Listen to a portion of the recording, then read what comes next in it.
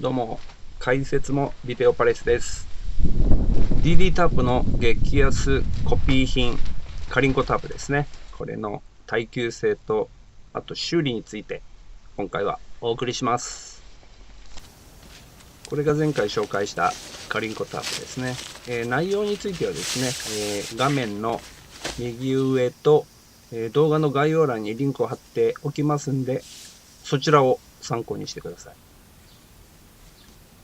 これを7月11日に貼りました。すいません。雨の日も、風の日も、晴れの日も、ずっと連続して貼ってました。そしたらですね、9月17日に破れちゃいました。台風14号が近づいてきたんでですね、ちょっと貼り方を変えようと思った見たら破れてたんでですね。で、次の日、もう一箇所破れてたんで、もう、これはやばいと思ってですね、慌ててリペア、修理ですね。とりあえずもうガムテープでいいやと。ガムテープで修理しました。角っこを丸めます。こういうふうに貼って修理するタイプのやつはですね、角っこは必ず丸めます。そうしないとですね、角から剥がれてくるんでですね、それを防止するためにですね、角っこ丸めてやります。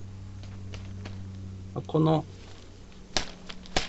ガムテープはですね、ドイツ軍が使っているガムテープなんですけど、性能は市販品と全く同じです。一緒なのかよって感じなんですけど、色が、それ用の色ってだけでですね、あと100メートルぐらいあったんですかね。そこだけなんで、粘着力に関してはもう普通のガムテープと一緒なんで、普通のガムテープを使っても効果は同じで。もう色落ちも激しいんでですね、裏側の方だけ茶色が多少残っているだけでですね、表に関してはもう、これ何色なんだって感じで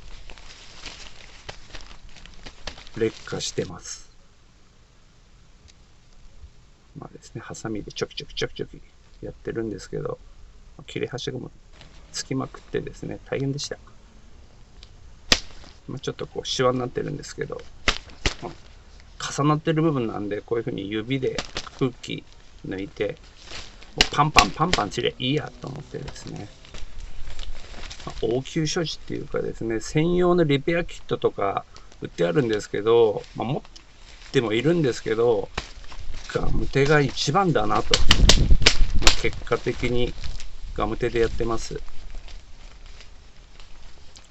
必ず避けたやつはですね、表裏両方やるといいですね。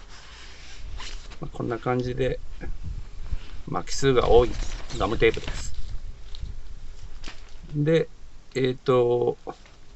まだ風強かったんでですね、バンジーコードでリペアした後に貼って、でパラコード使ってる部分があるんで、それは自在結びですかね。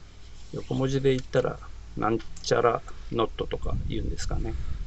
一番よく使うのはもやい結びと自在結びなんで、この2つだけ覚えておけばいいですね。タープ、テント、いずれにしても。自在金具とか使ったことないですね。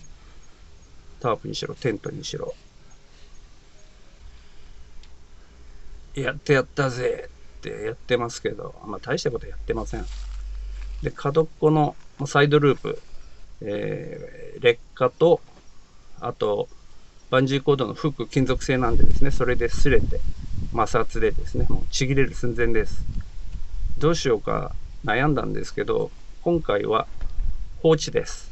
いいやと思って、手前のループにバンジーコードを引っ掛けてですね、ここは真ん中のループはパラコードでやってたんですけど、風強いんでちょっとバンジーコードでまたやってます。